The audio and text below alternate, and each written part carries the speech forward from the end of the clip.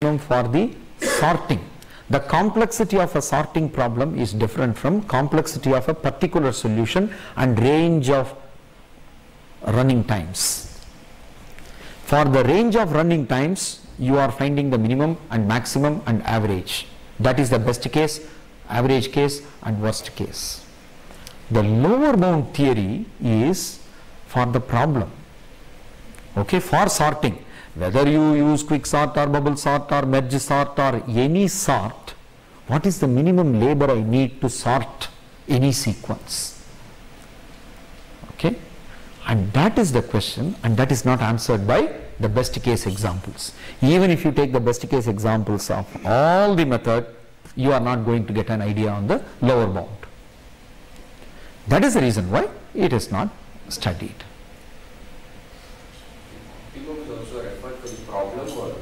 Generally say you need to perform at least n log n operations. Yes. We refer that for the problem or see, optimum, the word optimum is used with respect to the problems whose lower bound is known. Okay? If the lower bound is not known, you can't talk of optimality. Right? See, first you have sorting. Let us take sorting. Insertion sort n square, merge sort and heap sort n log n. Can I improve it further? Just because we 20 of them could not improve, you can't say that it can never be improved. Maybe some other person could improve. But if the lower bound says n log n is the minimum needed to sort, okay, that is the minimum. Whatever is the method that you use, minimum, that's a theoretical, advanced theory. It's a meta theory.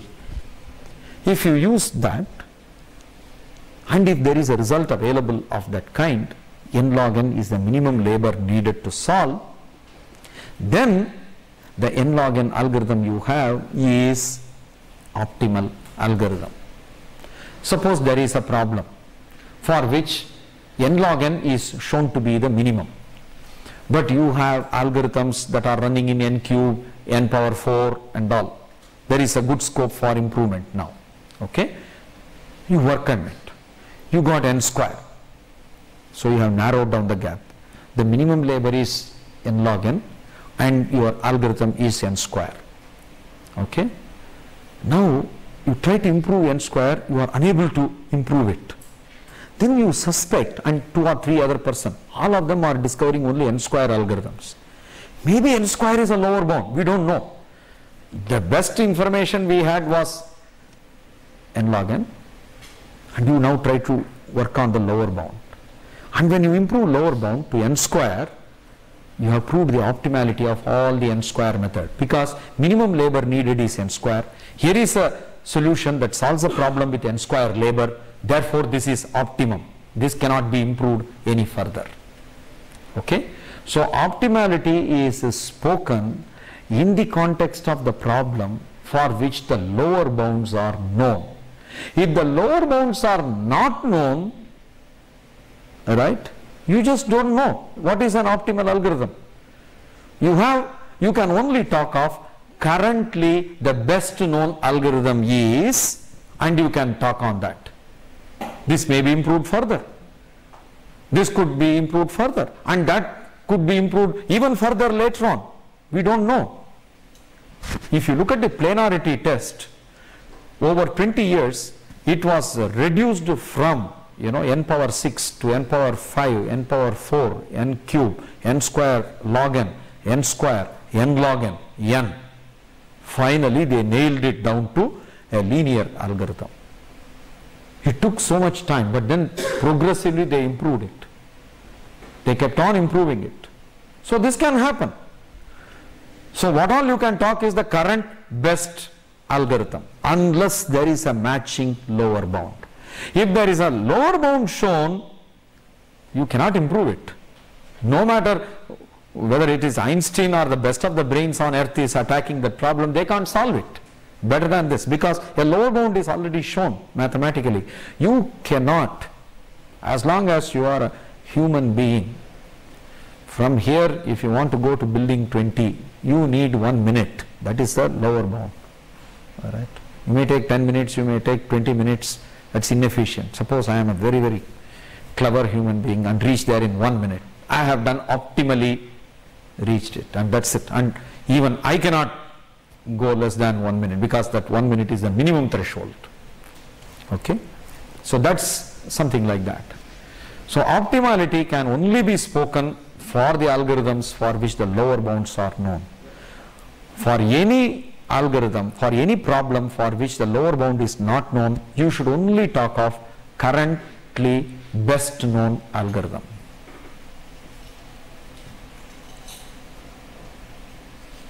Okay. Yeah. Theta notation for finding exactly where the curve was fitting. Where the curve is? Curve is there.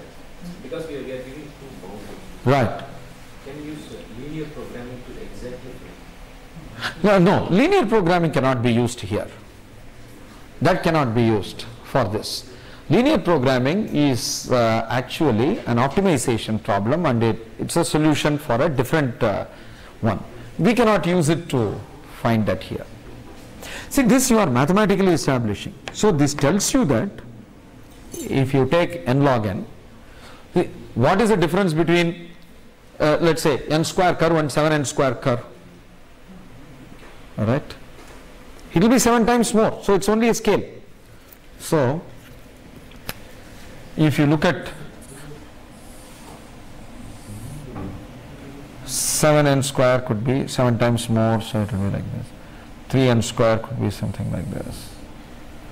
Okay, so you draw this y equal to 2n square, y equal to 7n square. You see that, and y equal to 4n square. This 4n square curve will lie between these two.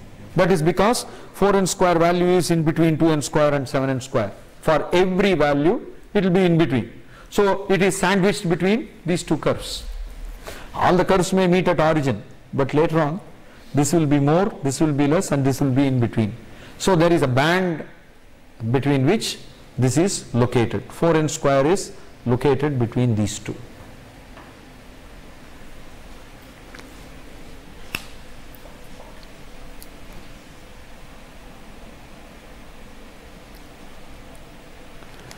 Now any function can be expressed in big O notation, or it can be expressed in theta notation. When you write n into n plus 1 by 4, n into n minus 1 by 4, I now know exactly this function. All right? Now I can write this as order n square, because I can ignore the constant, I can ignore the lower order terms. The exact value is n square by 4 minus n by 4. I can ignore lower order terms, I can ignore the constant multiplying, and I can write this as order n square. Okay. I can also write this as theta n square, because I know exactly this. I could do both. All right. So any function, depending on my knowledge, I can give these two. Now, if it is a best case, if the best case value is n into n plus 1 by 2, right? So function is now exactly known. Now you can express this as an upper bound, say O n square, or you can express this as theta n square.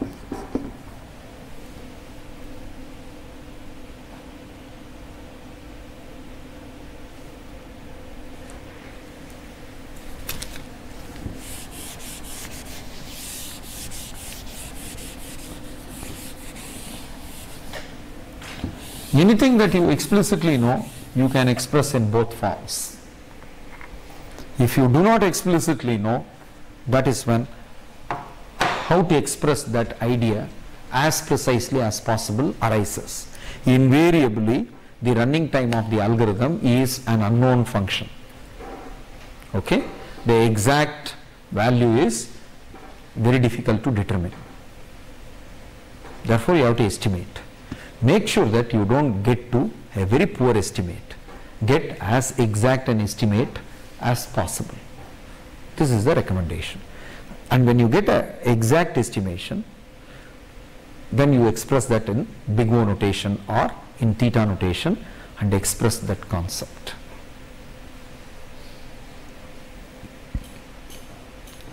Okay. All right.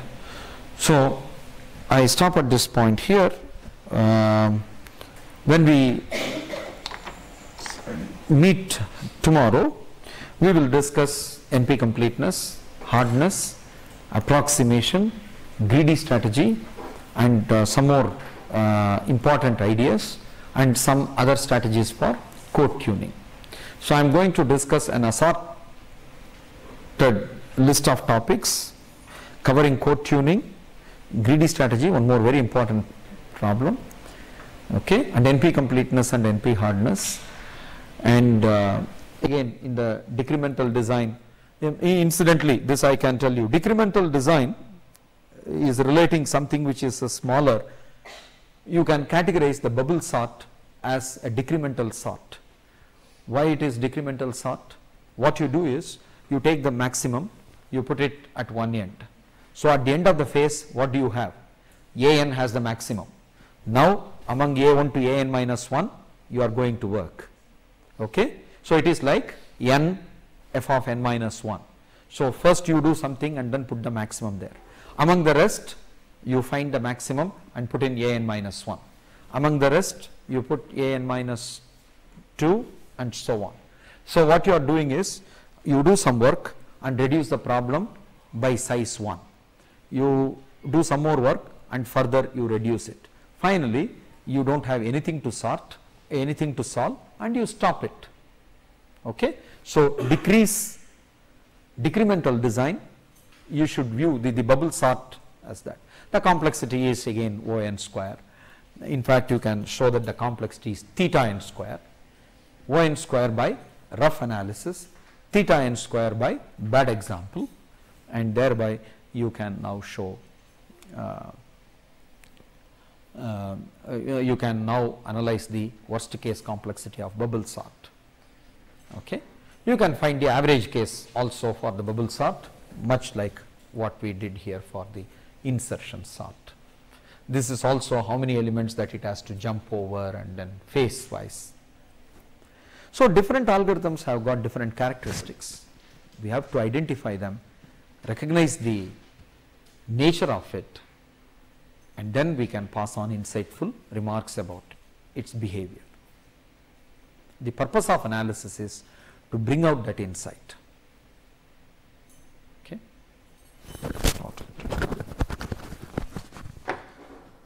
Okay.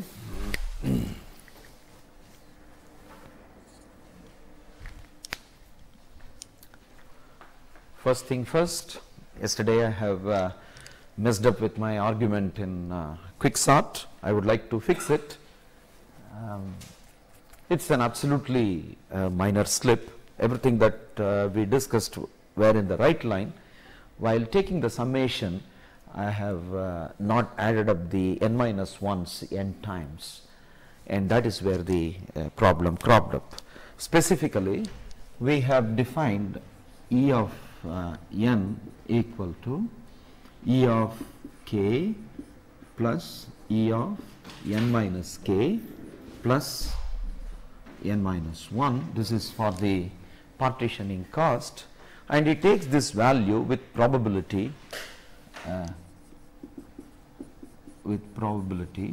1 over n for k equal to 1, 2, etc. n. So when we took the second expectation, we were adding this up. I added only these two, I forgot to add this, and that is where the problem cropped up. So E of n equal to sigma of Ek plus sigma of E n minus k plus sigma of n minus 1, all from k equal to 0 to k equal to 1 to n, k equal to 1 to n, k equal to 1 to n. I add all of them and then take the average, that is the expected value. Expectation of expected value is same. So, you divide this whole by n, and in order to solve this equation, we have made the following observation. I can bring this n here and n E n is equal to, when you run through this k equal to 1 to n. What was the index that I used? Here k minus 1. K is the kth smallest element. K minus 1. Sorry. All right. So when k runs from 1 to n minus 1, this is 0 to n minus 1, and this is also n minus 1 to 0. Therefore, they are one and the same. This is equal to twice sigma k equal to 0 to n minus 1 of E k plus, here when you add this, there is no k here, that means it is simply repeated, and n into n minus 1. This is where I missed out the factor of n. Okay. Now, this is an equation with full history. So, n minus 1 E n minus 1 equal to twice sigma k equal to 0 to n minus 2 of E k plus n minus 1 into n minus 2. All I did was I replaced n with n minus 1. So, this n minus 1 will be replaced by n minus 2, and this n by n minus 1, this n minus 1 by n minus 2. When you subtract, the history vanishes, only a small part remains, n E n minus n minus 1 E n minus 1 equal to, all the term up to n minus 2 goes. So, this is 2 E n minus 1 plus, here you have n times n minus 1, here n minus 2 times n minus 1, and when you subtract, you get twice n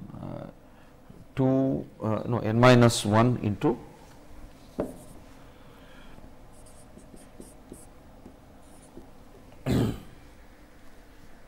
into 2. So, this is what you would get when you subtract, and when you bring it over here, n into E n minus n plus 1 into E n minus 1 equal to 2 into n minus 1. You can now divide this by n into n plus 1, that gives you n plus 1 here, and that gets you n here, and this is n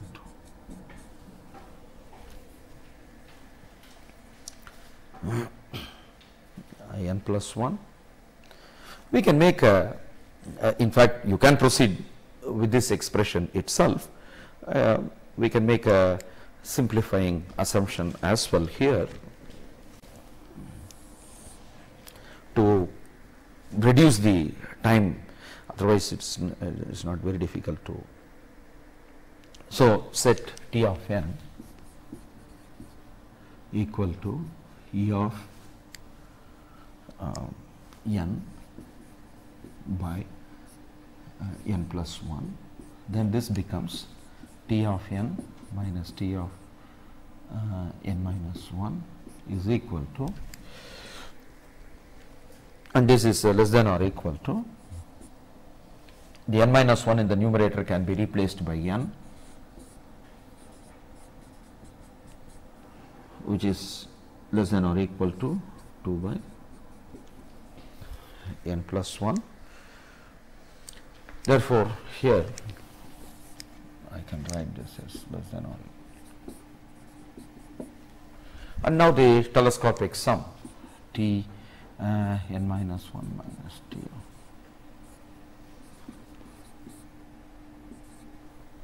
and so on. Finally, T2 minus T1 is less than or equal to 2 by, if you have n here, you have n plus 1, so if you have 2, you will have 3.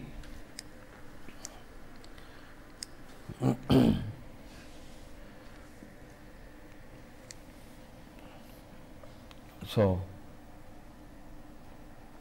adding all of them, you get T of n is less than or equal to 2 times 1 by n plus 1.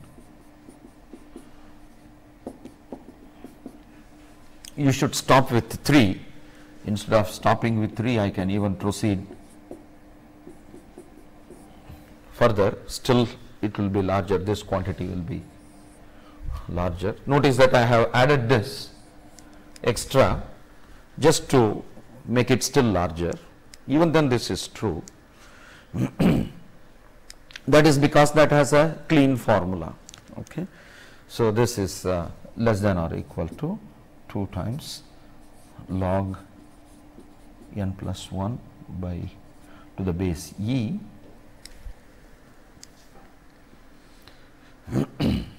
because this is the formula. Therefore, E of n, expected value, you multiply this, expected value of n is less than or equal to twice n plus 1 log to the base e of n plus 1. We are able to show this by straightforward computation. So, if you want to solve this kind of recurrence equation, this is the technique, and the mathematics is very elegant. Although I discussed this in 5 minutes, remember this has evolved over 15 years of hard research. Okay, several intermediate attempts and guessing, verifying, proving by induction, everything were done, and Sedgwick has finally provided this very clean analysis, and this gives you an idea on the average case analysis of quicksort. Now, we have to apply the same wisdom and then see how the performance can be fine-tuned or improved. If it is not doing well in practice, how do we improve on this? Okay. This is not magnetic, okay. The other one is perhaps. All right, let's see.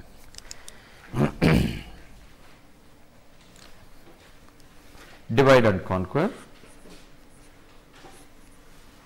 We have seen find min and max.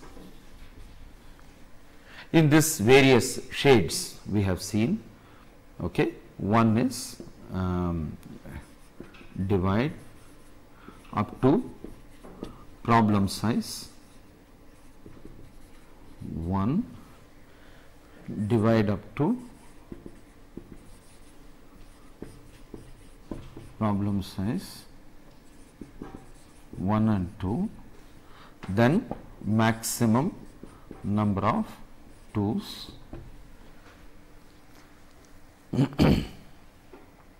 Okay, if you want to split, then we have to split carefully. In order to achieve this, we have to split carefully.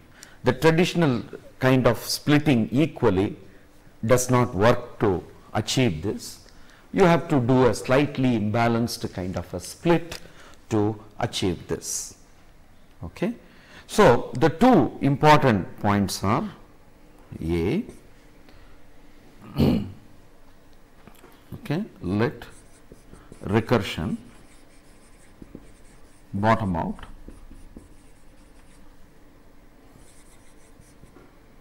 at a higher level when it is 2 or more. 2b.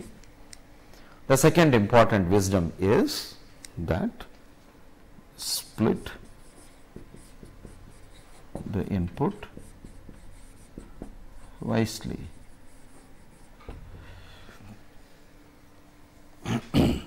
Equal split is not necessarily always the best way to get the job done. So these are the two things that we have seen is important for divide and conquer. Divide and conquer is basically a recursive algorithm.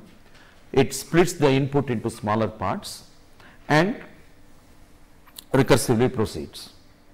So the point of efficiency is do not split into too many fragments, and when you split, split carefully. These are the two suggestions. How do you apply that to quicksort? So on quicksort, let us see how we can apply this. Quicksort is also going by splitting, and if you keep going down all the way, you can again fragment it up to the level of one element, and one element items need not be sorted, and then recursion can bottom up and so on. So if you do like this, you tend to make enormous number of recursive calls. So people have experimented with the following. As soon as you get, let us say, you split, and when you split, on the left you get some item, on the right you get some item. Suppose you get 5 or less number of items on one side, don't proceed further with recursion. Simply call an insertion sort or any other sort which is very simple to implement on an array in place. It should not have some wild data structures and then a lot of other things. So you just, what you do is apply a very simple method, say bubble sort or even an insertion sort in the smaller chunk rather than proceeding further down with recursion. Okay, that is going to save you enormous number of recursive calls, because if the tree keeps growing like this, and if you have to fragment it all the way up to 1, 1, 1 each, you can see that it has got a lot of internal nodes. Instead, if you could cut off all these things, when it is 5, I am not going to make any further recursive call, but I make a simple appeal to insertion sort, and then if I sort it, then you see that I gain something. But then I pay something now here. What is that I pay? I have to call a recursive, I have to call insertion sort here, and insertion sort does cost something. But then it is going to be enormously saving plenty of function calls. Especially at lower levels, you have a lot of function calls. But at higher levels, you just don't have that many function calls, right? So this strategy of bottoming out at a slightly higher level will cease to give you any advantage if you keep on trying to prune further and further away. There you are not going to get anything. In other words, suppose instead of 5, if I decide to stop at 20, then whenever there is a problem, whenever there is an array of size less than or equal to 20, you are going to call insertion sort. But to sort 20 items in insertion sort, you may end up performing 400 or more comparisons. And now the number of function calls that you save and the overhead that is brought by this alternate method may cancel out, and again you will find that, because if the higher the level you keep going and then do lot of things by insertion sort, the same inefficiency of insertion sort you will see here, right, because you are virtually getting lot part of the sorting through insertion sort. So the complexity will be close to the insertion sort, which is O(n) square. So you won't get the benefit. So you have to identify a threshold where it ceases to give you any benefit, right? So one way to identify that is you have to experiment. First apply the quick sort so that it goes all the way and then bottoms out at the problem size is 1.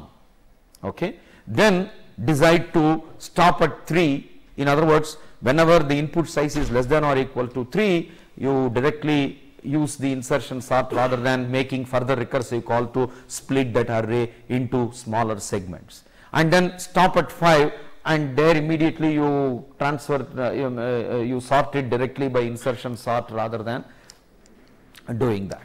So, the modification is very simple. If the size of the array is less than or equal to 6, insertion sort you apply and sort it, else you split further by quick sort method. The partition itself is going to be pressed into service only if the array is sufficiently large. For a small array, choosing a pivot, partitioning and then making recursive calls, everything is a overhead. So, you test this with the several sizes. People have identified that between 5 and 10 you get the maximum benefit for large files, right. Between 20,000 to 50,000 records of that order when you implement quick sort, and if you stop between 5 and 10 you gain substantially. The speed up that is obtained is of the order of 15%.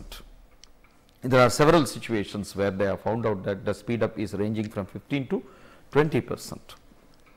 Okay. So, this is the code tuning. So, quick sort, bottom out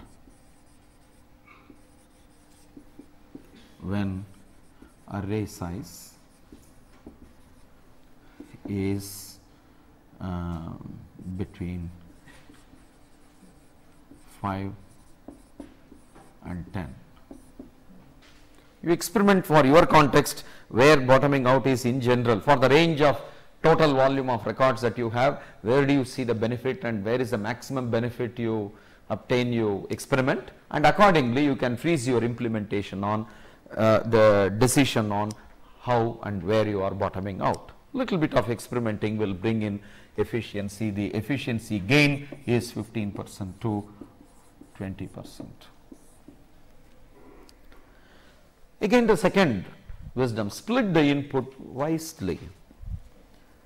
And here, if you look at the way in which our bad case occurs, suggests you there could probably be a better way of choosing the pivot. You are using the pivot to split. So, the only way you can be smart about splitting is by choosing the pivot wisely in our context. Okay. So, how do we, instead of simply taking the first item as the pivot, the recommendation is choose 3 random items, take the middle of that. Okay. When you do that, you are at least guaranteed to have one item smaller and one item larger, right. And when you have this kind of one item smaller and one item larger, that when the guarantee is there, then there is a definite reduction in the size, there will be a convergence. Otherwise, what might happen is you have one of them becoming empty, everything else is put in the other part. That can be avoided now. In the worst case, we will have at least one element on this side and one element on the other side. In general, when you take 3 random items and take the middle item as the pivot, it is expected that reasonable number of items will be on the smaller side, reasonable number will be on the larger side. Therefore, you will have decent splitting occurring every time, and that lead to quick convergence to the answer. Okay. So, that is the second recommendation, and the second recommendation has got something very interesting, and that is also a part of code tuning. Typically, what you would do is, in order to check whether certain boundary conditions are met, okay, in a loop you do certain checks. For example, if you want to know whether an item is in the list in an array or not, you have an array A1 to AN. You want to check whether X belongs to this array A. So what you would do is, I mean, using for loop is a old fashioned technique. It is also not recommended, although it is an array with a fixed size. Why you should not use for loop for this? For checking whether x is, what is the wrong in writing for I equal to 1 to n, check if ai equal to x, if so say it is yes, if not go back, right. What is the problem with this logic? What's the problem with this logic? Yeah, we have, even if you use while loop, you have to check for all n elements, right? Because you have to say whether x is there or not. This is not a sorted array.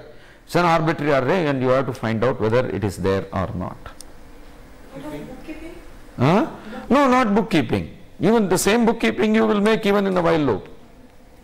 If the element is not toward the starting of the for means it will sit till n.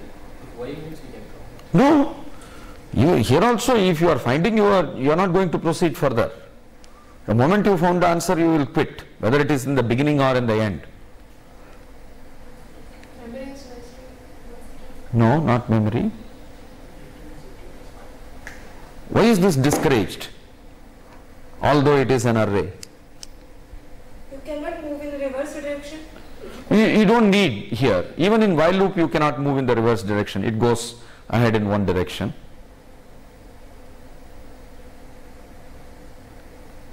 I told you it is old fashioned. That should have given you enough hint. Okay, this loop is not single entry, single exit construct. In other words, this is a fundamental violation of structured programming. Okay, there is a natural exit of for loop, and in case it is found somewhere in between, you exit again. So there is a natural exit and there is an unnatural exit, and with the result what happens is the control comes here, and then there are two possibilities. If you want to check, right, any structured walkthrough will ask you to go test on one input for this and one input for the other one. If you do not have this kind of a single entry, single exit constructs in your code, what will happen is combinatorial explosion, right? So even if you have 5 or 6 simple for loops written in a careless manner like this in your code, even in a moderate code of 50 to 100 lines, the number of test cases that you have to generate to validate is exponentially large. And imagine in a large code. Okay, so what is recommended is always use single entry, single exit constructs, which gives a complete control on the flow, and thereby testing is rendered feasible. Okay, therefore you should not use this, and the recommendation is use the while loop. While loop is a single entry, single exit construct. For loop, if you have anything in between to exit like this, right? I mean, once you know that it is there, why should you scan the entire array, remaining part of the array? You might want to come out. So what you use is typically a goto statement which will pull you out of that loop, or some exit statement. And goto can not only cause problem with this, it can cause also popularly known as, what is the other problem that goto can create?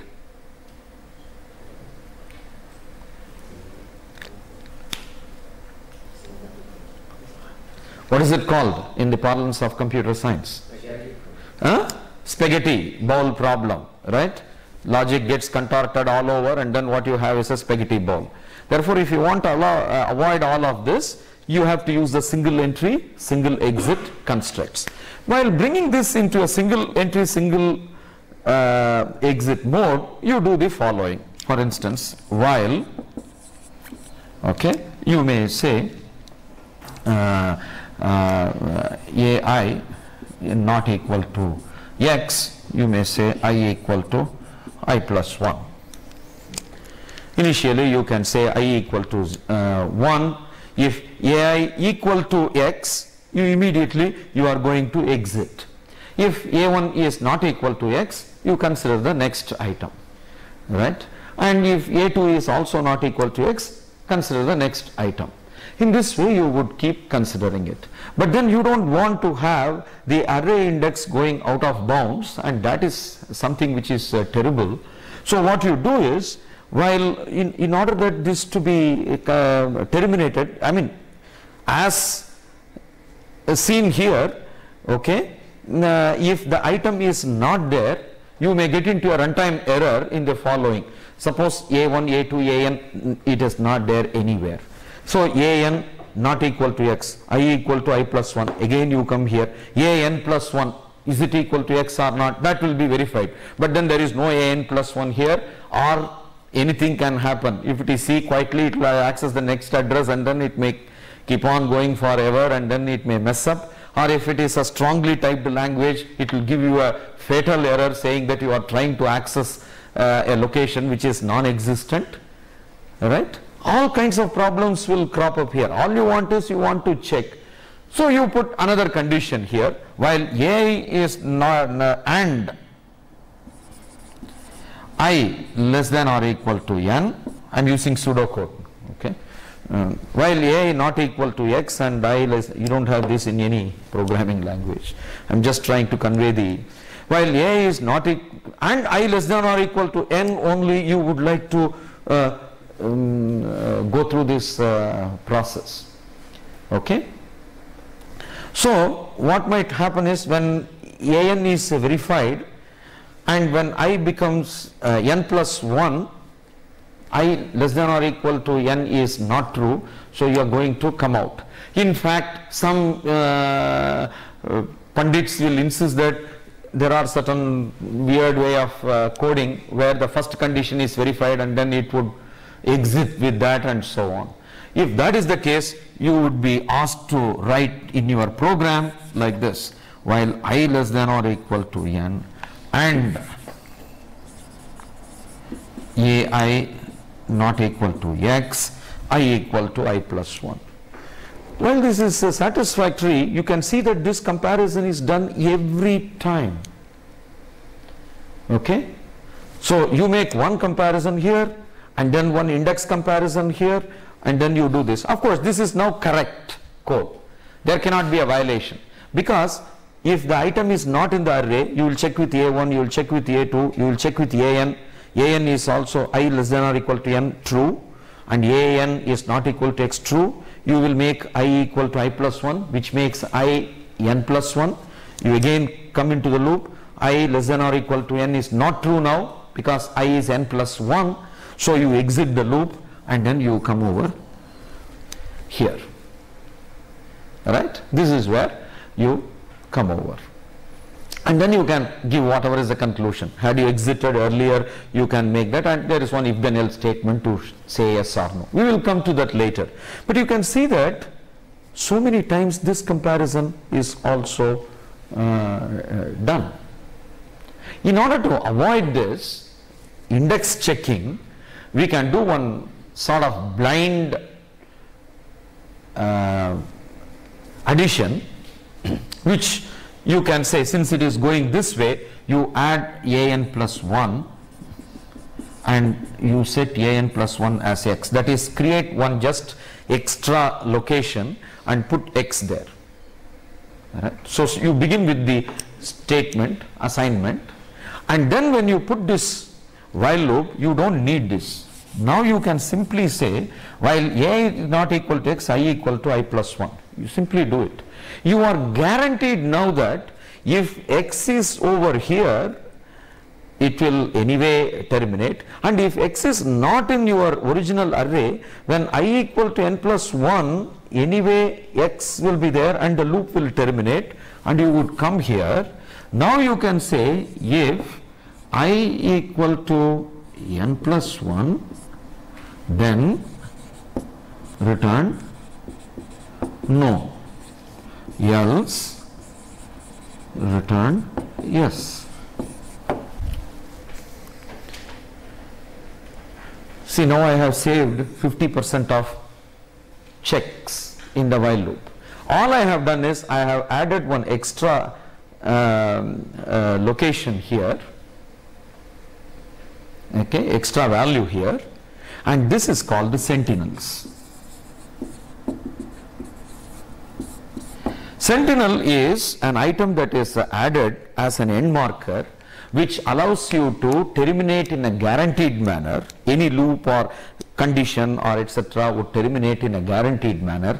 Therefore, you can avoid completely indexed based verification for every stage. Right? Now that is completely avoided.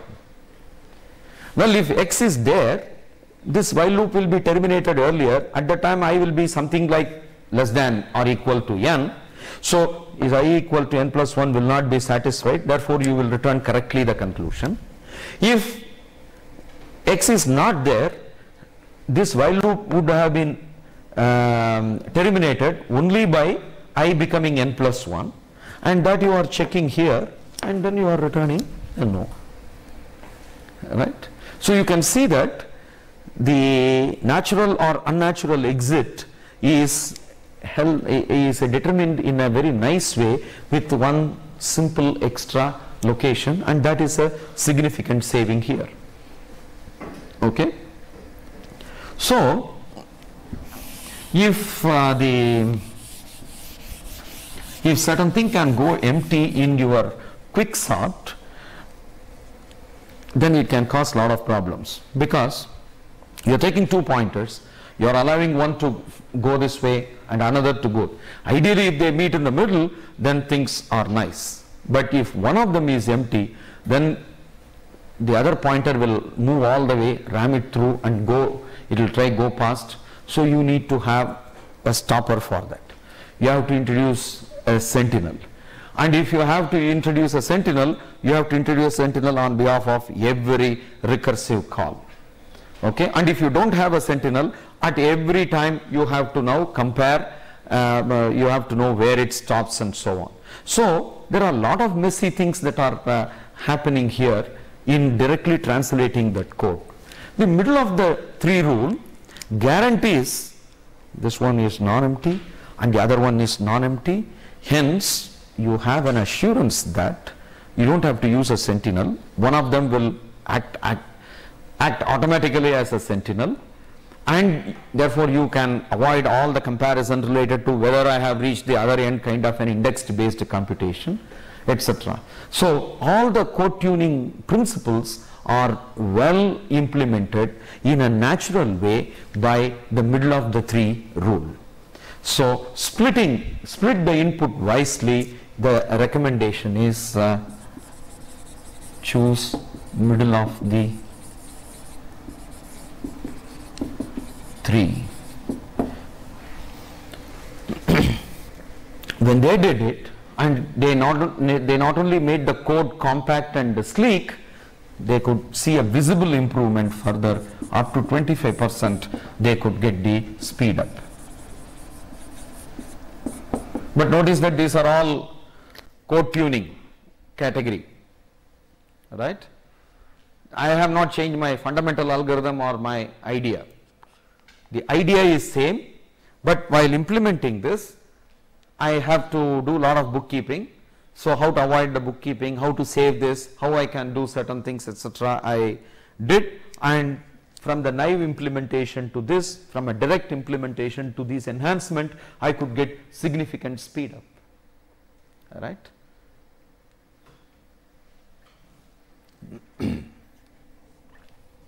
So these are all the, whenever you use recursion, bear these two things in mind, and I have mathematically shown the benefit in this context. In this context, I am again recalling, and then I am showing you how it works. And the same is for merge sort. Okay. Merge sort is another interesting algorithm which is based on divide and conquer, and here again dividing cost is 0. You are going to work on the first half of the array and second half of the array, which you handle through the index manipulation, right? You say something like this: sort A12 an by 2, sort a n by 2 plus 1 to an, and merge these two sequences.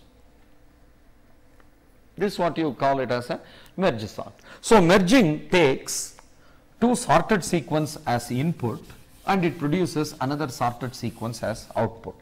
For instance, if you take 7, 11, 15, 18, okay, 9, 12, 17, 21, how would you merge these two? Are you familiar with the algorithm for merging these two sequences? Okay, most of you might be familiar with. In fact, this is what paradigm is this? What kind of design methodology is adapted for solving this? It's incremental. Okay, it is incremental, and there is one very subtle point about it. In the incremental design that I have discussed, we had worked with a fixed agenda.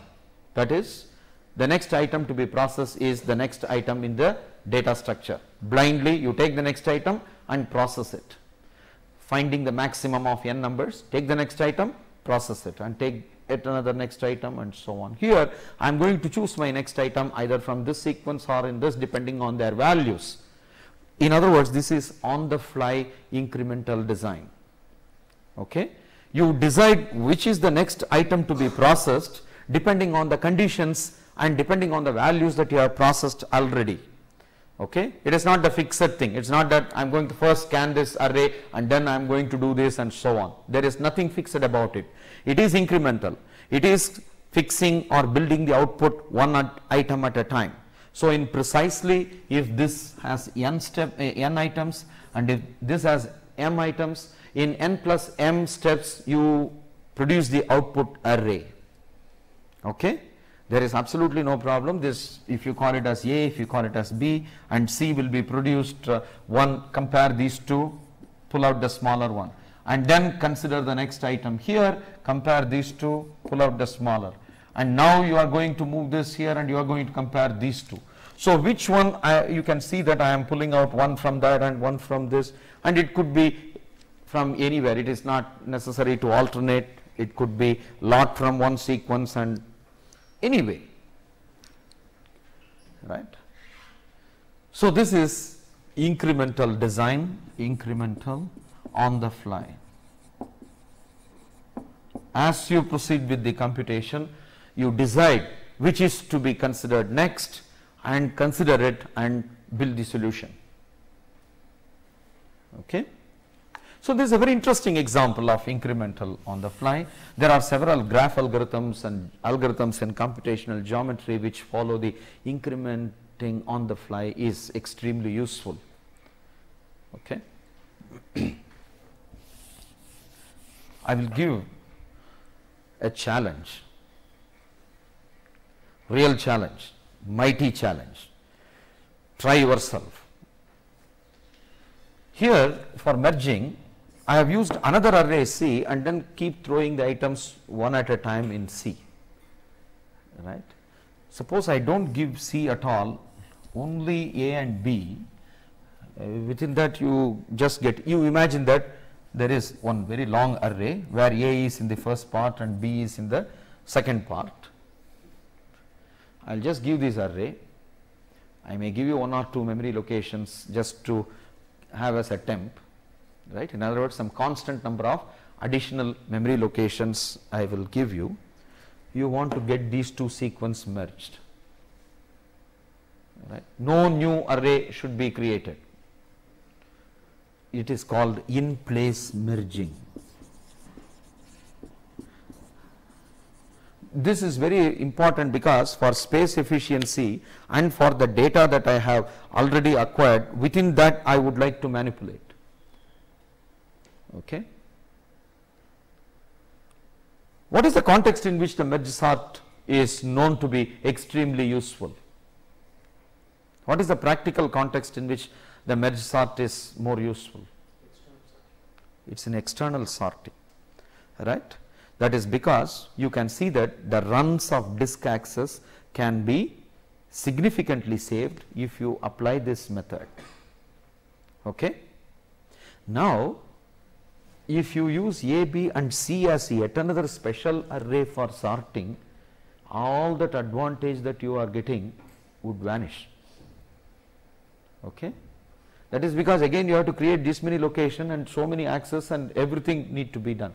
Whereas if I have accessed some data and within the data I want to merge, right. So, in place merging is to be adapted to the context where you are using the external sorting. So, external sorting routine, when you try to use, you should not use this extra array. So, this in place merging is a very key component for efficiency, but this is a very difficult problem. Okay. The algorithm for this is extremely clever and it is unusual. It is not possible for you to discover in one go. You try, it requires considerable amount of investment of time and research to arrive at this result. Of course, we have about 5 to 6 brilliant schemes, but they are all non-trivial. It cannot be discovered in the first go. Okay. So, if somebody in the audience would like to have a challenge, throw this challenge to them.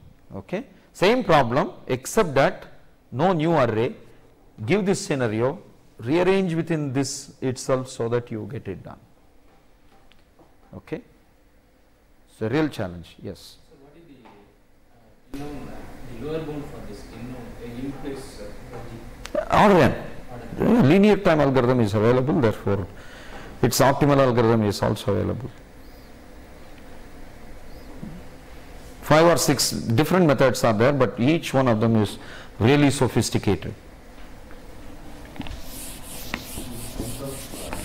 Having a better complexity, merge sort is not used that extensively when compared to quicksort.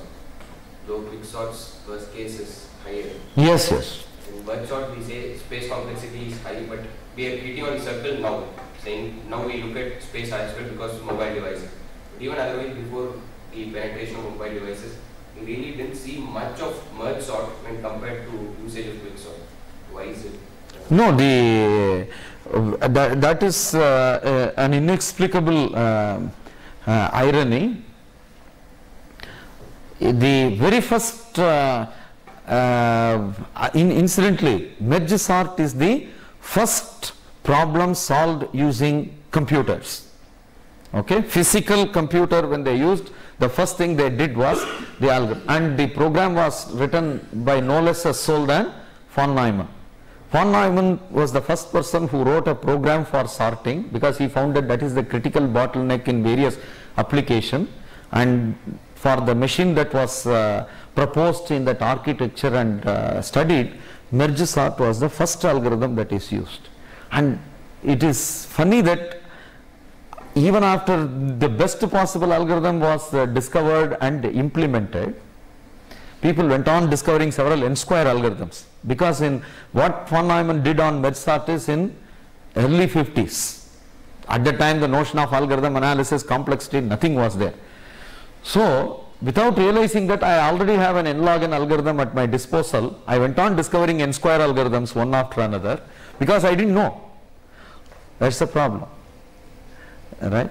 But this was the starting point. They tried a lot of optimization and then they found that this is the best suited for the implementation, and they did it. But in history it was not recorded properly, so people have missed the bus. Is this used extensively in applications, real-time applications today, or when compared to this? No. For real-time application this will not be used. For real-time application, insertion sort is the best. Okay. Why insertion sort is best for real-time? For any real-time computation, what you need is instant reaction to the input that is generated. All the quicksort, merge sort, etc. requires the entire input to be known a priori. In no real-time application, you know about the entire input.